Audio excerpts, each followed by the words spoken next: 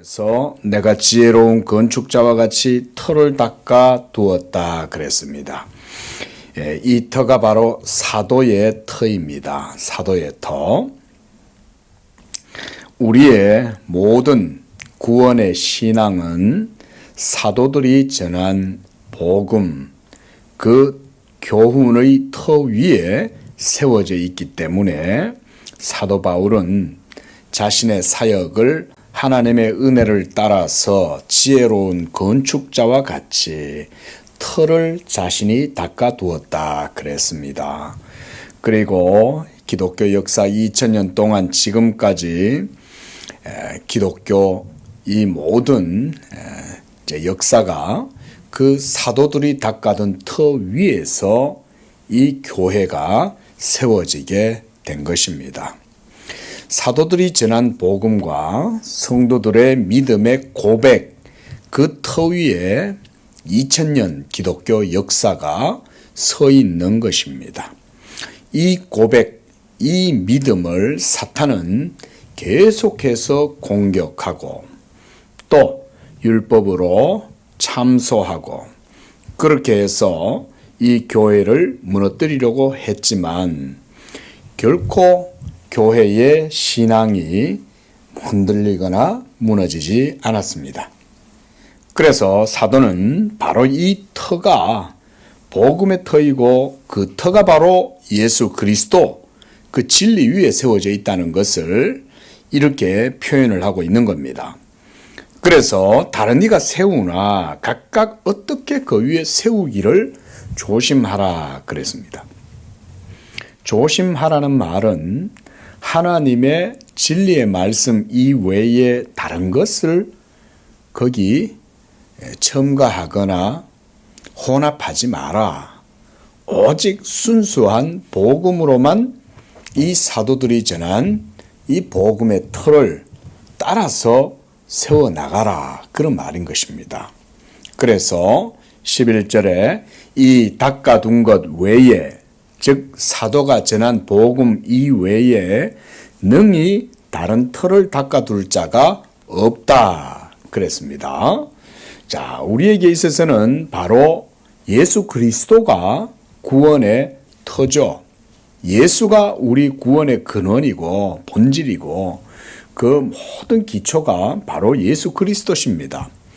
그리스도가 바로 복음의 핵심이고 요체이고 본질이고 그래서 이 예수 그리스도의 복음의 터 위에 우리의 구원의 모든 신앙 그리고 신약의 교회가 서 있다 이런 말씀입니다.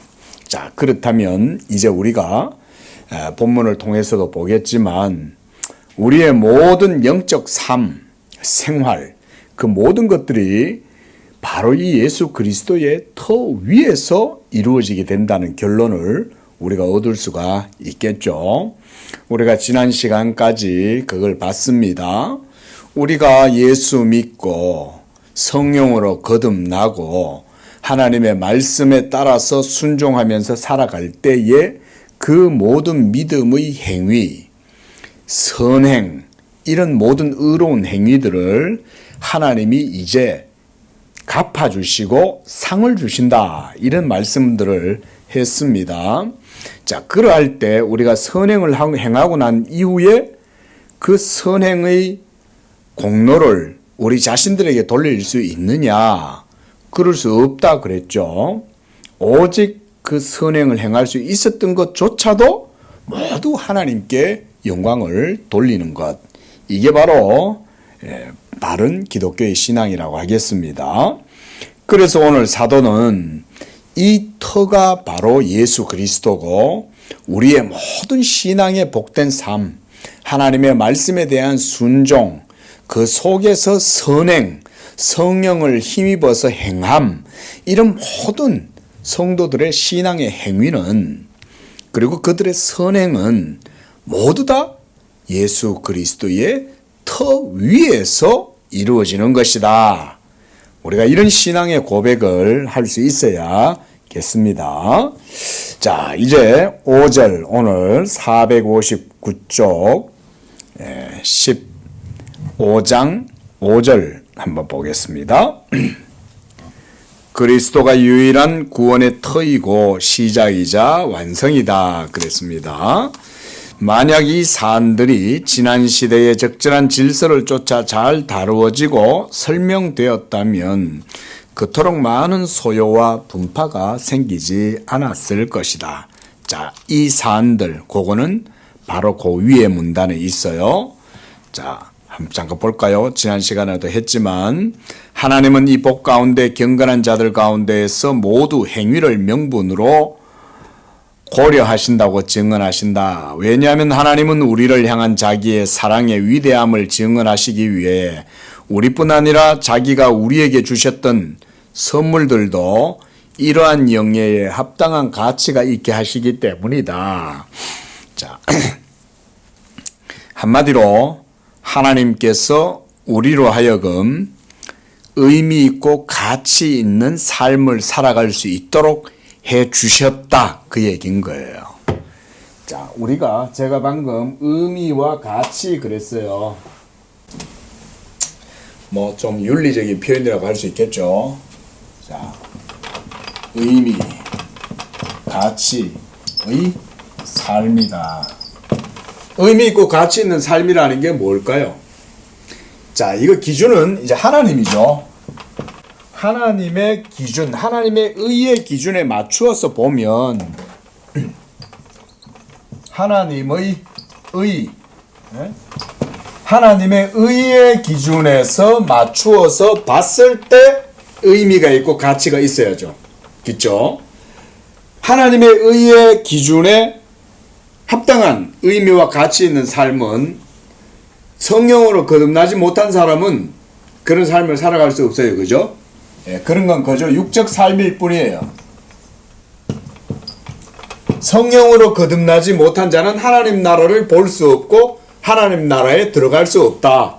들어갈 수 없다는 말은 이런 의미와 가치 있는 삶을 누릴 수 없다는 말과도 같습니다. 그렇죠? 예, 영적 삶을 한마디로 누릴 수가 없다. 왜냐하면 그들 속에는 뭐가 없으니까 하나님의 생명이 없고 의가 없기 때문에 그런 거죠. 하지만 이 영적 삶을 살아갈 수 있는 사람은 예수 믿는 사람들은 이제 그렇죠? 예수 믿음의 사람들은 성령으로 거듭나서 이제는 의미 있고 가치 있는 삶을 살아갈 수가 있는 거예요. 자, 그런데 여기서 우리가 강조해야 될 게 뭡니까? 예수 믿음으로 살아갈지라도 그들의 모든 행위는 완전하다? 완전하다? 그게 아니죠. 칼빈이 늘 강조하는 바 뭡니까? 이 믿음의 행위 속에, 믿음의 행위입니다. 이 믿음의 행위 속에 연약함과 오류와 부족함이 있어요, 없어요? 투성이죠. 문제투성이죠. 이것들은. 그렇죠? 그 행위 자체로만 봤을 때는 행위 자체만 놓고 하나님의 의의 기준으로 놓고 비추어 보면 행위 자체로는 하나님께 의롭다함을 얻거나 하나님께서 그것을 기뻐하실 수가 없어요. 그런데 이제 이들의 행위가 하나님의 의에 만족이 되고 하나님이 그것을 받으실 수 있는 이유는 무엇 때문입니까? 예수 믿음 때문에 그런 거죠. 요거를 지금 칼빈이 얘기하고 있는 겁니다. 자, 예수를 믿기 때문에 이제 그 믿음으로 행하는 행위는 선행이라고 할 수 있겠죠. 이 선행이 비록 이 속에 오류도 있고 오염되어 있고 여러 가지 문제가 많이 있고 하겠지만 그럼에도 불구하고 이런 문제를 하나님이 이제는 은혜로 후하게 인정하고 받아주신다 이거예요. 하나님이 인정하고 받아주니까 그게 바로 무슨 삶이 돼요? 의미 있고 가치 있는 삶을 살아갈 수가 있게 되는 겁니다. 그러니까 예수 믿는 성도 여러분들은 믿음으로 행할 때 어떻게 좀 주눅이 들어가지고 하나님 눈치 보고 자신감도 없이 그렇게 해야 되겠습니까? 어떻게 해야 될까요? 예수를 믿고 있다면 선행을 행하되 낙심하지 아니하고 담대하게 선을 행할 필요가 있겠죠. 비록 내 행위 속에는 문제가 있을지라도, 연약함이 있을지라도, 못은 투성이고 행하고 나면 그 행위로 인하여 여러 가지 문제가 생겨날 수도 있겠지만, 그러나 이제는 하나님께서 의롭다고 하시기 때문에 모든 선행을 행하는 데 있어서 낙심하지 말고 열심히 선을 행하라. 네? 사도가 그렇게 얘기하죠. 우리가 선을 행하되 낙심치 말고 때가 되면 그 열매를 거두리라 그랬잖아요. 그러니까 선행을 열심히 하라는 거예요. 열심히. 예전에는 예수 믿기 전에 육적인 삶 속에서 살아갈 때의 선행은 어땠어요? 하나님이 받으실 수 없겠죠. 그렇죠? 선행을 행한다고 행해도 하나님께 영광이 되지 아니하고 모두가 누구에게 영광이 돼요? 자기 자신의 의와 자기 자신의 영광을 위해서 하잖아요. 그죠? 예? 자기의 의. 여기에만 모든 게 포커스가 맞춰져 있잖아요.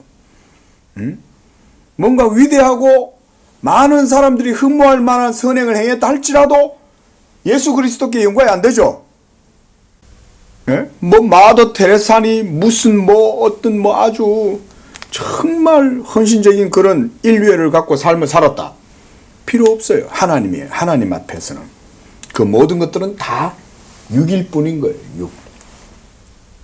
근데 이제 예수 그리스도를 믿고 성령으로 거듭나서 믿음으로 행한 이 행위는, 이 선행은 하나님이 받으신다.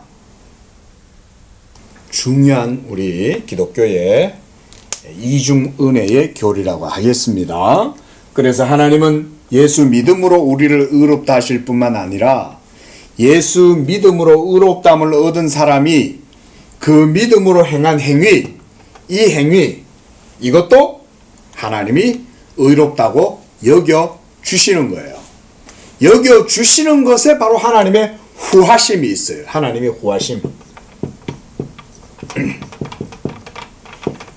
왜냐하면 우리가 삶을 행했다 할지라도 사실상 이 세 가지 행한 선행 속에도 여러 문제가 많이 있단 말이죠. 그런데 하나님은 우리가 3개를 행하면 하나님은 7개를 채워주시는 분이시다. 이게 구함이죠. 왜 하나님이 이렇게 하실까요? 제가 지난주에 설명드렸어요. 그죠? 뭐 때문에 하나님은 우리가 3개를 행했을 때 이 3개도 문제가 있고 오류가 많고 연약함이 많이 있는데 왜 하나님은 우리가 믿음으로 행한 이 부족한 많은 선행인데도 불구하고 하나님께서 채워주실까? 뭐 때문에요? 하나님의 의로우심 때문에 그런 거예요. 하나님이 의로우시기 때문에 자기의 후하심을 나타내서 그들의 행한 것보다 더욱 넘치도록 채워주심으로써 뭘 확증합니까? 예수 믿음이 하나님 앞에서 의롭다는 사실을 증명하시는 거죠. 하나님이. 칼빈이 여기서도 지금 그런 얘기를 하고 있는 거예요. 그래서 우리가 방금 앞서 4절 마지막 부분 읽었죠. 거기 보면 이렇게 나왔죠. 제일 밑에 하나님은 우리를 향한 자기의 사랑의 위대함을 증언하시기 위하여 우리뿐 아니라 자기가 우리에게 주셨던 선물들도 이런 영예에 합당한 가치가 있게 하시기 때문이다. 합당한 가치가 있게 해주시는 거예요. 이 선행이 비록 부족하고 허물이 많고 연약해도 우리는 그저 열심히 해도 문제를 일으키잖아요. 그죠? 제가 그래서 우리 아이 예를 들었잖아요. 예? 아이가 아빠를 위해서 한다고 막 하지만 아이가 뭐 하는 게 얼마나 대단하겠어요. 그러니까 어린이니까 우리가 다 하나님 앞에서 어린이잖아요. 그러니까 하나님 위해서 뭐 한다고 하는 게 하얀 구두에 까만 구두약을 칠하는 거죠. 근데도 하나님이 믿음으로 행한 그 행위에 대해서 하나님께서 받으시면서 자기의 후하심으로 더 큰 은혜를 주셔서 확증하시는 거예요. 하나님 자신이. 그게 전부 다 뭐에 근거해서 하는 거예요? 그렇게 하나님이 행동하시는 이유가 뭘까요? 하나님의 의로우심 때문에 그런 거예요. 이 의로우심 때문에 예수 믿는 자도 의롭다 하실 뿐만 아니라 그들의 선행도 하나님이 의롭다고 여겨주시는 거예요. 하나님이 의롭다고 여겨주시니까 그들의 행위는 가치가 있어요, 없어요? 그들의 행위는 가치가 있는 거예요. 그러므로 우리가 선행을 행하되 낙심하지 말고 인내 속에서 하나님의 상주심을 바라보면서 열심히 선행을 행하라. 예? 사람 눈치 보지 말라는 거예요. 선행을 행해도 하나님이 보고 계시니까 하나님 앞에서 열심히 낙심치 말고 선을 행하라. 더욱 믿는 자들에게 선행을 더 행하라. 또 이런 말씀도 있죠. 자, 만약 이런 교리, 지금 방금 말씀드린 이런 믿음으로 말미암는 이신칭의죠. 그렇죠? 이 이신칭의의 교리뿐만 아니라 행위로 믿음의 행위도 하나님이 의롭다고 여겨주시는 이 이중은혜, 이 이중은혜의 교리를 사람들이 복음의 깊은 교리 아니에요? 은혜롭지 않습니까? 우리가 뭐가 안 돼? 우리가 뭘 행했다고 해서 그 행함이 하나님께 의롭다함을 받는다라는 생각을 여러분 한번 해보세요. 응? 얼마나 귀하고 감사합니까? 온 우주 만물의 창조자이신 하나님, 율법의 제정자시고 율법의 지배자시고 통치자이신 하나님께 우리의 보잘것없는 남루한 비천한 선행이 하나님이 그걸 기쁘게 받아주신다. 거기에 하나님의 선하심과 의로우심이 드러난다. 후하심이 드러난다. 자비가 드러난다. 이런 생각을 해라는 거예요. 성냥팔이 소녀가 딱 이렇게 불을 켜가지고 막 그 성냥불로 이러고 있을 때 참 얼마나 초라해 보입니까? 그죠? 저는 그거 죄송합니다. 생각할 때마다 이걸 생각해요. 율법 앞에서 우리의 의는 그 정도밖에 안 돼요. 하나님의 율법의 기준과 그 탁월함과 부요함 앞에서 우리는 성냥팔이 소녀가 마지막 성냥개비 탁 켰을 때 그 절망감, 얼마나 절망스럽습니까? 그런데 그 창문 안에 그 집안에서는 뭐라고 있어요? 행복한 가정이 크리스마스의 만찬을 즐기면서 막 그 소리를 먹고 있는데 그 창밖에 있는 어린 소녀는 마지막 성냥개비를 피우면서 발발 떨면서 죽어가잖아요. 저는 물론 보는 문학 작품이니까 보는 사람마다 관점이 다를 수 있고 해석의 의미가 다를 수 있는데요. 성냥팔이 소녀의 의는 우리의 의와 같아요. 우리는 추운 겨울날 막 이렇게 성냥 하나 그어가지고 그 성냥 하나 따뜻함에 그걸 의지해가지고 그거 붙들고 아둥바둥 그러고 살아가는 거죠. 하지만 하나님의 자녀들은 어때요? 하나님의 집안에 있는 자녀들은 기쁘다 구주 오셨네 고 메리 크리스마스 이러면서 하나님의 만찬을 즐기고 있잖아요. 그 속에서 하나님의 집에서. 그게 복음과 율법의 차이라고도 할 수 있는 거예요. 율법의 의 앞에서 행위를 자랑하는 자들은 마지막 성냥개비의 따스함을 누리고자 하는 그런 것밖에 안 되는 거예요. 사실은.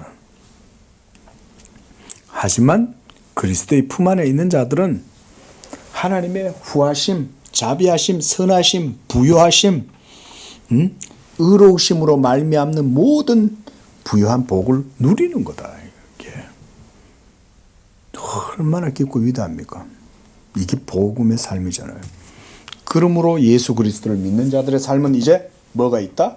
의미가 있고 가치가 있는 삶을 살아간다. 그 얘기일 거예요. 예. 그래서 기독교 교리를 세워감에 있어서 우리는 바울이 고린도 신자들 사이에 자리를 잡아둔 터, 이게 바로 복음의 터죠. 우리 구원의 기초, 우리 구원의 본질, 근원, 우리 의의 기초 모두 다 예수 그리스도예요. 그리스도가 없이는 이 모든 것들이 다 어떻게 되겠어요? 그리스도가 없다면 하나님의 의로우심 앞에 정죄를 당하게 될 것이고, 그렇죠? 의롭담도 얻지 못할 것이고, 우리의 모든 행위는 저주받을 것밖에 안 되죠. 성냥팔이 소녀의 마지막 성냥개비와 성냥개비에 불과한 것이죠. 우리의 의는.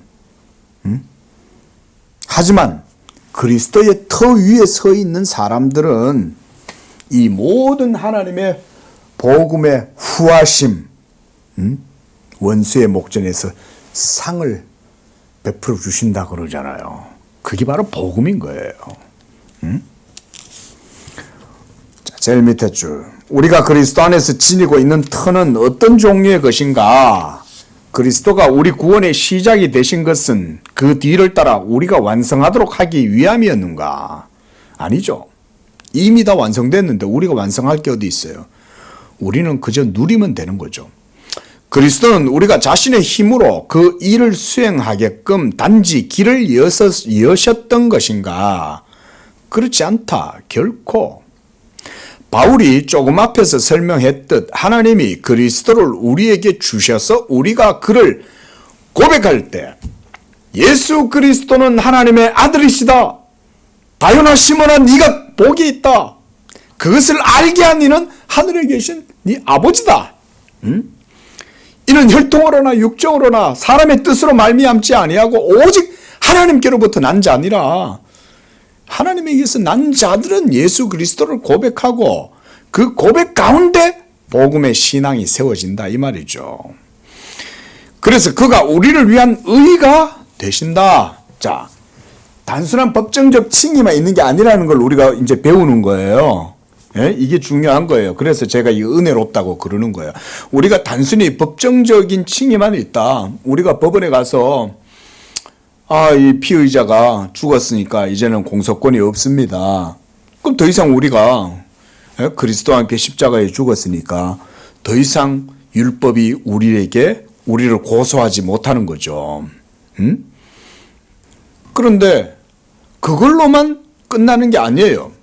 기독교 신앙은 그보다 훨씬 더 탁월하고 역동적인 실천적 삶이 우리에게 주어지는 거예요. 이걸 칼빈은 놓치지 않고 아주 분명하게 강조를 해주고 있는 거죠. 이런 거죠. 바로 이중 은혜의 교리가 믿음으로 의롭다함을 얻는 법정적 칭의뿐 아니라 선행을 통해서 그 행위의 가치, 그 행위의 의미도 하나님의 의롭다 하심으로 말미암아 하나님 앞에서 복된 행위가 되고 선행이 되게 해서 이 행위를 따라서 하나님이 값을 인정해주고 보상해 주신다 이 말인 거잖아요. 얼마나 놀랍습니까? 이러면 이제 우리가 선행의 교리가 바르게 딱 자리를 잡는 거예요. 한국 기독교 신앙의 맹점, 우리가 어려서부터 교회에서 자라왔지만 항상 문제가 뭐냐면 기독교 신앙의 삶의 교리가 약하다는 거예요. 예수 믿음은 많이 강조해. 성령 받는 건 많이 강조해. 성령 충만, 은사 충만, 말씀 충만, 아무리 말은 많이 하는데 그리스도인의 삶의 교리가 이런 이해를 통해 가지고 복음의 이해를 통해서 확고하게 세워지지가 않아서 성도들이 선행 행하는 데 있어서 많은 어려움을 겪어요.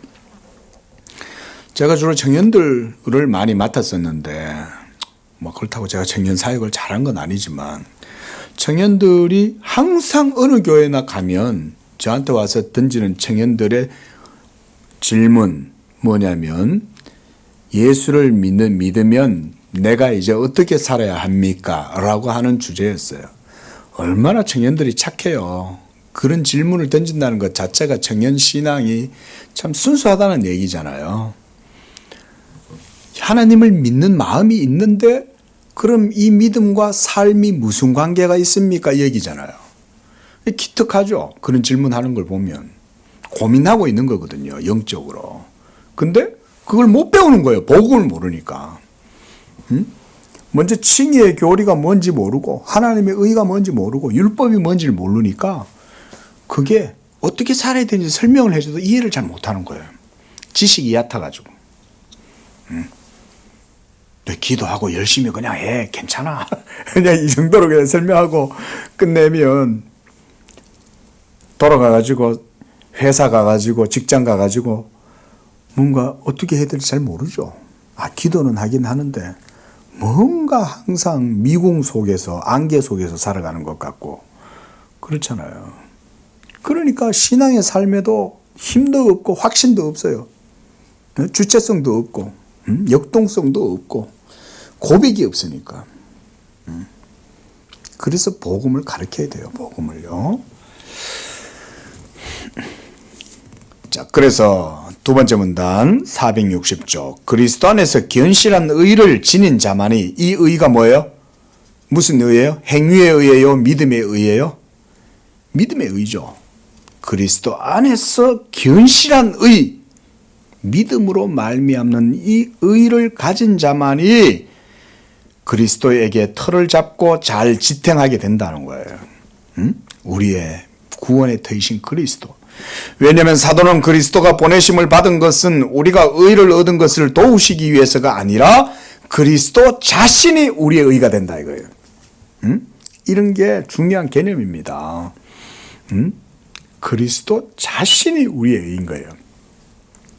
실로 사도는 영원 전부터 곧 창세전에 하나님이 그리스도 안에서 우리를 택하사 우리 자신의 공로가 아무것도 없음에도 불구하고 그 기쁘신 뜻대로 우리를 구원하셨다는 사실, 그리스도 자신의 죽음으로 우리가 죽음의 저주로부터 구속되었고 멸망으로부터 자유롭게 되었다는 사실, 이 모두가 다 복음이죠. 복음의 공효죠. 효력. 하늘 아버지에 의해 자녀와 상속자로서 그에게 입양되었다는 것, 그리스도 자신의 피를 통해 우리가 아버지와 화목되었다는 사실, 그리스도의 보호에 맡겨져 우리가 멸망과 사망의 위험으로 구출되었다는 사실, 이렇듯이 그리스도께 접붙임을 받아 우리는 이미 이 소망을 통해 하나님 나라에 들어가 그렇게 영생의 동참자가 되었다는 사실을 전한다. 자, 지금 여기서 칼빈이 사실 이 전부 다 무엇을 통해서 우리가 받아요? 복음을 통해서, 그리스도를 통해서 누리게 되는 하늘의 값없이 베풀어 주시는 은총들이죠. 이런 은총들을 우리가 행위가 아닌 믿음으로 받은 거죠. 그리고 그걸 믿음으로 우리에게 주셨을 땐 값없이 주시잖아요. 값없이 주셨으니 하나님의 후하심이고 자비고 긍휼이죠. 이것이 끝이 아니다. 사도는 또한 우리가 이렇듯 그리스도와 동참하는 은혜를 누리게 되므로 비록 우리 스스로는 여전히 미련하지만 그가 하나님 앞에서 우리의 지혜가 되고 우리는 죄인이지만 우리의 의로움이 되시고, 자 보세요. 우리는 죄인이지만, 그렇죠? 우리는 문제가 있는 거예요. 결격 사유도 있고 연약함도 있고 늘 항상 연약함 속에 휩싸여 있어요. 그런데 그리스도가 우리의 지혜가 되고 우리의 의로움이 되고 우리의 거룩함이 되신 거예요. 그래서 우리는 연약하고 아무 무장도 갖추지 않은 채 사탄에게 노출되지만 그에게 주어진 사탄을 짓밟고 지옥 문들을 부수는 하늘과 땅의 권세가 우리의 것이 되고, 우리가 아직 죽음의 육신으로 세상에 다닐 때, 죽음의 육신이죠. 사망의 몸을 이렇게 번역을 이렇게 놓으셨는데, 사망의 몸으로 세상에 다닐 때 이 말인 거예요. 그게 바로 문제투성이 우리들이죠. 선행을 행했다고 해도 우리가 나 오늘 선행 3번 행했어, 이거 자랑할 수 없죠. 그래서 자랑할 수가 없어요. 왜냐하면 선행 그 자체로만 보면 뭐예요? 항상 여기하고 연결되죠. 내가 오늘 하루 선행을 3번 했다 쳐요. 근데 우리가 그거를 갖다가 막 장부에다 기록해가지고 하나님 나 오늘 3번 행했습니다로 자랑할 수 없는 이유는 뭐냐? 그런 선행 하나하나 속에 모두가 문제에 휩싸여져 있죠. 사망의 몸으로 행한 거죠. 사망의 몸으로 행했는데도 하나님이 예수를 믿음으로 인하여 그리스도가 우리의 지혜가 되고 의로움이 되고 거룩함이 되심으로 하나님께서 자기의 자비하심과 후하심으로 우리의 선행의 가치를 인정해 주시는 거죠. 자, 이걸 인정해 주시는 것, 이 가치가 인정받는 거 뭐 때문에? 하나님이 의로우셔서 우리의 연약한 선행도 의롭다고 여겨주신다 이 얘기인 거예요. 모두가 다 어디에서 나와요?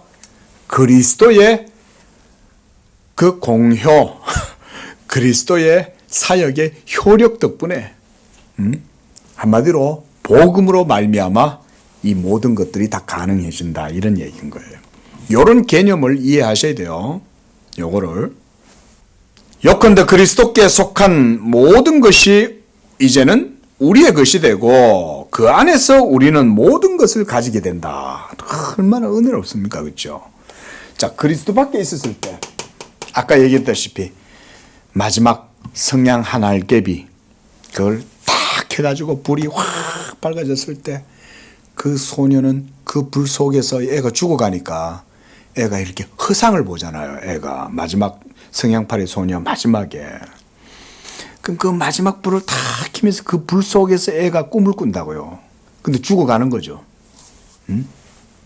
하지만 그리스도 안에 없다면 이런 삶을 살아갈 수밖에 없지만 그리스도 안에 있다면 진리로 말미암는 이런 모든 신령한 하늘의 복, 부요한 복, 탁월한 복 이걸 다 예수 믿음으로 누리게 된다 이 말인 거예요.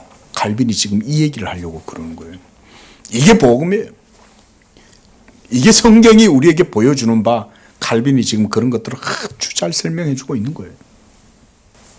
그러니까 예수 믿으라고 그러는 거예요. 예수 믿으면 복 받습니다 라는 말은 이런 얘기예요. 당신 아무리 열심히 해도 마지막 성냥팔이 하나밖에 안 됩니다. 성냥 알개미 하나에 잠깐 반짝하고 황이 확 피었다가 금방 사라져 버리는 그런 인생의 허망함 속에서 당신이 의미 있고 가치 있는 삶을 살 수 없습니다. 복된 삶 살 수 없습니다. 당신이 아무리 고아원 방문해서 자선을 하고 아무리 평생을 갖다가 타인을 위해서 산다 한들 그 행위로는 하나님 앞에 의롭다함을 얻을 수 없습니다. 복된 삶을 살 수 없습니다. 하나님께 의롭다함을 얻지 못합니다. 하나님의 자비를 누릴 수 없습니다. 그러나 당신이 그리스도 예수를 영접하면 이 모든 진리로 말미암는 복음의 부요함, 원수 앞에서 상을 주시는, 상을 베풀어 주시는 바로 그 하나님의 은총을 누리게 된다. 그거죠. 대단하죠. 우리 안에는 아무것도 없다. 다시 말하거니와 우리는 주님 안에서 성전으로 자라가기를 원하는 난 필히 이 그리스도 복음의 기초 위에 세워져야 한다. 참, 정말 대단합니다. 그렇죠? 이런 게 정말 칼빈이 참 정말 대단한 선생님인 거예요. 자, 461쪽 6절 구원의 유일한 진료 그리스도는 의와 구원에 이를 능력이 아니라 그리스도 자체가 의와 구원을 주신다. 우리는 그래서 그리스도를 먹고 마시는 거죠. 그렇죠? 성찬을 예식으로 허락하신 이유는 뭐냐면 그 의식을 행함으로써 그리스도 자신을 먹고 마신다는 것을 이 복음의 교훈을 계속 우리로 하여금 기억하게 하고 누리게 하는 거죠. 우리는 뭘 안 먹으면 그리스도를 먹는다는 생각을 못 하잖아요. 그런 의미가 있는 거예요. 주님이 성찬을 행해라 라고 말씀하셨을 때는 다 우리의 유익을 위해서 그렇게 말씀하시는 거예요. 너들은 눈에 보이는 빵과 포도주로 내 몸과 살을 기리고 그걸 먹고 마심으로 너희가 믿음으로 영적으로 진정한 내 생명의 하늘의 떡인 나의 몸과 너희를 위하여 흘린 이 새 언약의 피를 먹고 마신다는 것을 그걸 행함으로써 너희가 기억되게 하고 그래서 너희 몸에 살에 있게 하지 않으면 너희는 연약해서 그걸 기억을 못하니까 내가 이걸 제정해서 행하라고 그러는 거야. 우리는 뭐 성찬식을 2달에 한 번씩 꼭 하지만 이런 성찬의 깊은 의미를 우리가 성찬식을 하면서 배워야죠. 그죠? 그저 의식적으로 행하는 건 아니에요. 그냥 단순한 세레모니가 아닌 거예요. 자, 읽어봅시다. 오랫동안 세상에는 이와 다른 가르침이 횡행했다. 그리스도께 접붙임 받기 전이라도 각양 도덕적 선행이 하나님을 기쁘시게 한다는 주장이 있었던 것이다. 마치 아들이 없는 자에게는 생명이 없느니라 라고 전하는 성경이 거짓말을 하고 있기라도 하듯이 죽음 가운데 있는 자들이 어떻게 생명의 진료를 생산할 수 있겠는가? 자, 이 사람들이죠. 이 사람들 속엔 생명이 없죠. 생명이 없으니 의미 있고 가치 있는 삶도 살아갈 수가 없는 거죠. 그러다 보니 하나님의 의에는 정죄를 당하는 거죠. 그죠? 그게 율법이죠. 율법으로 말미암아 정죄를 당할 수밖에 없죠. 자, 그 밑에 문단. 가장 유해한 이 궤변론자들은 그리스도가 자기의 능력을 행사하시게끔 과연 무엇을 남겨놓았는가? 그들은 그리스도가 우리에게 베푸신 공로는 우리가 공로를 세울 기회를 갖게끔 하신 첫 번째 은혜에 있으며 주어진 그 기회를 놓치지 않는 것은 우리의 몫이라고 말한다. 이런 오만하고 모렴치한 불경건이 어디에 있는가? 그리스도의 이름을 고백한 자들이 감히 그에게서 그의 능력을 벗겨내고 그것도 모자라 그의 발 아래 짓밟게 되리라고 누가 생각이라도 할 수 있었겠는가? 도처에서 그리스도께 돌려주는 증언은 누구든지 그를 믿으면 의롭게 된다는 것이다. 이 궤변론자들은 그리스도로부터 나오는 은총은 그로 말미암아 각자가 자기 자신을 의롭게 할 길이 열렸다는 것 외에는 아무것도 없다고 가르친다. 한마디로 복음의 깊은 의미를 모르는 거죠. 그저 예수 믿으면 그게 내가 믿은 거고 내가 믿었으니 그때부터 나한테 선행을 행할 주체적인 인식이나 의식, 의지가 생겨났고 그래서 이제는 그 의지로 내가 이제 믿음으로 내 의지를 따라서 내가 살아야 하고 이런 식으로 생각하는 거죠. 제가 방금 말씀드린 이런 식의 생각이 대부분 모든 사람들 속에 교회 다니는 사람들 속에도 이게 자리 잡고 있어요. 그들은 예수 믿음을 복음적으로 이해를 못하고 있는 거죠. 복음을 듣고 교리를 배워야 이해를 하지. 교리 배울 시간이 어디 있어? 한 주일에 교회 한번 오는 게 주일날 꽤 기억 어떻게 한번 올까 말까지. 교회 와갖고도 목사님이 또 뭐 설교는 제대로 해주나? 에? 한 25분 하면 이제 끝나야 되고 앉아가지고 밥 먹고 교제하기 바쁘고 프로그램 하기 바쁘지.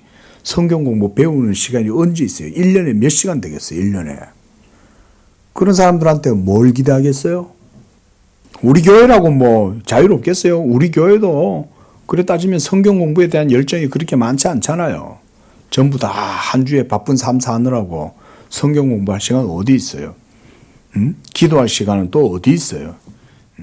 참 이런 게 마귀가 그래서 교회들을 바쁘게 하는 거예요. 프로그램 막 목사를 추궁해가지고 야 이런 프로그램 만들어봐. 막 그러면 목사는 막 뭐 프로그램 막 아이디어가 막 떠오르면 그런 거 막 기획해가지고 복음 전할 생각은 안 하고 말씀 묵상하고 교리 배우고 깊이 교리 속에 빠져들어가가지고 그리스도 복음의 이거 얼마나 부유해요 이게. 이런 게 진짜 실천적인 복음의 교리 아니에요 이런 게? 교리적으로 이신칭의 교리와 성화와 경건의 삶의 교리가 딱 맞아 떨어지잖아요. 하나님의 의와 괴리가 안 되잖아요. 괴리가. 하나님의 의로우심과 성도의 믿음의 삶에 괴리가 없잖아요. 성도의 연약함이 인정되면서도 그것이 하나님에 의해 정죄를 받는 게 아니고 그 안에서 복된 삶을 살아갈 수 있는 원리가 이런 경건의 삶의 교리가 있잖아요. 이런 거를 배우고 하기 또 배우고자 하는 마음도 없잖아. 우리 교회도 1시간 설교한다고 그러니까 50분 설교하고 뭐 어떤 목사님은 1시간 반 한다는데 우리 교회도 그렇게 많이 하는 것도 아니지. 50분 한다 그러면. 근데 그것도 힘들어가지고 그냥 뭐 교회를 못 나와. 그 뭐 다른 데 가면 그럼 뭐 더 대단한 거 있는 줄 아세요? 시간이 짧다고? 시간만 짧은 거예요 그냥. 그러니까 우리 지금 현재 현대교회 전체가 다 그런 식의 사고방식에 전부 다 현대인들이 붙들려 있으니까 복음을 못 듣는 거예요. 복음을. 여기가도 못 듣고 저기가도 못 듣고. 결국 뭐가 문제겠어요? 결국 자기 영혼이 문제가 되는 거지. 462쪽 그 칼빈도 이렇게 얘기해놨어요. 그들은 다음 말씀들이 의미하는 것을 맛보았으면 좋았을 텐데. 이건 저도 마찬가지예요. 저도 똑같이 얘기하고 싶어요. 복음의 깊고 부요함을 맛보면 좋을 텐데. 복음에 관심이 없지. 하나님께 관심이 없으니까. 하나님도 사랑하지도 안 하고 영적으로 하나님 나라와 의도 사모하지도 안 하고 그저 자기가 가지고 있는 마지막 성냥개비 하나 그거 그냥 자랑하고 그거 그냥 의지해가지고 어쨌든지 그거 하나 잘 불 한번 번쩍이 해가지고 그냥 빛이 한번 나면 그때 환희에 젖어가지고 그걸로 그냥 만족하고 그러다 그 성냥개비 꺼지면 어떡할 거예요? 다 이루고 산다는 거예요. 이게 영적인 상태가 복음을 알아야 진다 돼요. 하나님의 아들이 있는 자에게는 생명이 있고 믿는 자는 사망에서 생명으로 옮겼고 우리로 그의 은혜를 힘입어 의롭다 하심을 얻어 영생의 소망을 따라 상속자가 되게 하려 하십니다. 신자들은 그 안에 그리스도가 거하신다. 신자들은 그 안에 그리스도가 거하신다. 그리스도를 통해 그들은 하나님께 연결된다. 그의 생명에 동참하는 자들로서 그들은 그와 함께 하늘에 앉게 된다. 그들은 하나님 나라로 옮겨지며 구원을 얻는다. 이와 유사한 헤아릴 수 없는 많은 본문들이 성경에는 가득하다 얘기해요. 성경이 그만큼 복음에 대해서 얼마나 얘기를 많이 해놓고 있어요. 그것들은 그리스도를 믿음으로 우리에게 의를 획득하거나 단지 구원을 얻는 능력만이 아니라 이 두 가지 능력이 모두 미친다. 이 능력. 그래서 비루투스라 그랬죠. 비루투스. 능력이라는 말은 도덕적 선행뿐만 아니라 그 도덕적 선행을 행할 때 느끼게 되는 기쁨도 포함되는 거예요. 우리가 착한 일 하면 기분 좋아요, 안 좋아요? 기분 좋죠. 그 하나님이 주신 도덕적 본성의 기본적인 요소예요. 원래. 그래서 원래 선행을 행하면 기쁜 거예요. 심지어 미물들도 선행을 행하잖아요. 미물들도 자기 친구가 막 우물에 빠져가지고 죽어가고 있을 때 사람한테 와가지고 사람을 끄잡고 가잖아요. 구해달라고. 그러면 사람이 걔가 왜 이러나 얘가 막 소리를 질러가지고 자기 뭐 따라오라 그런 거 따라가 보니까 친구 걔가 막 구덩이에 빠져가지고 죽어져 가고 있는 거지. 그래가지고 사람이 그걸 건져내 주니까 이 걔가 너무 좋아하는 거예요. 너무 좋아하는 거예요. 왜 좋아하겠어요? 걔의 미학이 어디 있어요? 걔한테. 근데 걔한테도 미물인데도 그런 도덕적 의지에 대한 기쁨이 있잖아요. 근데 사람한테 없겠냐고요. 우리가 선행을 행하면 그 기쁨과 만족감은 율법 행위가 아니에요. 그건 도덕적 본성이에요. 본성적으로 우리는 선을 행하도록 지어졌기 때문에 선을 행하니 기쁜 거예요. 왜냐하면 그렇게 지어졌기 때문에. 근데 그걸 못하도록 죄가 방해하고 막고 있으니 그 죄 문제가 해결되고 난 다음 성령으로 행하는 사람들은 그 믿음의 행위로 인해서 하나님께 영광 돌리고 자기도 하나님께 복을 받는 거예요. 선행을 행하면. 이런 실천적인 의에 대한 선행에 대한 교리가 기독교에는 있다 이 말이죠. 얼마나 하나님과 그리스도 중보자 그리스도와 우리의 믿음과의 관계가 연결되어져 있고 그 중보자와 하나님 사이의 관계가 연결되어져 있고 이러니까 우리의 모든 행위는 이제 그리스도 안에서 행하는 것들은 하나님과 모두 유기적으로 연결되어 있죠. 의미론적으로 교리적으로 다 연결되어져 있잖아요. 복음을 배워야 되는 거예요. 그러니까 복음 들어야 되고 기독교 강요 한번 다 끝나면 또 해야 돼. 기독교 강요만큼 이렇게 가르쳐주는 책도 별로 없어요. 중세에 뭐 위대한 종교개혁자들이 있다 해도 칼빈만큼 깊이 있게 이렇게 복음을 이해해서 삶의 교리까지 이렇게 치밀하게 설명해 줄 수 있는 신학자는 거의 별로 없습니다. 대부분 그 밑에 칼빈 밑에 대부분 다 달려있어요. 아주 뛰어난 개혁신학자들도 칼빈한테 달려있어요. 그러므로 자, 결론입니다. 당신이 믿음을 통하여 그리스도께 접붙임을 받게 되는 순간 동시에 당신은 하나님의 자녀, 하늘의 상속자, 의의 동참자, 생명의 소유자, 그래서 의미 있고 가치 있는 삶을 사는 사람이 되는 거죠. 그리고 당신은 공로를 얻을 기회를 얻은 것이 아니라 그리스도의 모든 공로를 누리는 것이다. 이어서 얻게 된다 그러는데, 우리가 의롭다함을 얻는다는 말은 사실은 그리스도를 먹고 마시고 누림으로 되는 거잖아요. 사실 구원이란 그런 거거든요. 하나님을 누리는 거예요. 그리스도를. 예? 이게 바로 아브라함의 복입니다. 아브라함아 너로 말미암아 천하 만민이 복을 받으리라. 그 복이 예수 그리스도의 복이에요. 왜냐하면 그가 모든 공로가 당신에게 교통되니까. 그래서 성도는, 신자는 그리스도와 함께 우니오 미스티카쿰 크리스티, 그리스도와 함께 신비적 연합을 통하여 이 모든 하나님의 의의 선물을 누리는 거예요. 그 의의 선물이 바로 누구겠어요? 예수님 자신이죠. 이런 게 기독론은 그리스도론이라고 말하기엔 좀 빈약해요. 사실은 기독론이 그 자체로 우리에게는 구원론이고 우리에게 있어서는 삶의 교리예요. 사실은. 자, 오늘 여기까지 보겠습니다. 기도하겠습니다. 거룩하신 주 하나님, 그리스도 예수로 말미암아 우리 불쌍한 죄인들 긍휼히 여기사 무한한 자비하심과 선하심과 후하심과 은총을 베푸심을 감사합니다. 예수 그리스도를 믿는 자들에게는 의롭다 하실 뿐만 아니라 이제 성령으로 행하고 믿음으로 행하는 그들의 모든 수고와 선행도 하나님께서 의롭다고 받아주심으로 그들의 행한 모든 행위가 의미 있고 가치 있다고 인정해 주시고 받아주시는 하나님, 그러나 우리가 선행을 행한 이후에라도 그 공로는 우리의 것이라고 주장하지 아니하고 오로지 우리의 생명의 기초요 구원의 터가 되시는 예수 그리스도께만 전적으로 돌릴 때에 도리어 우리가 그 모든 것을 통해 그리스도를 누리고 그리스도로 인하여 하나님 모든 행위에 기쁜 덕을 누릴 수 있도록 우리의 믿음을 더하여 주시옵소서. 예수님의 이름으로 기도합니다. 아멘.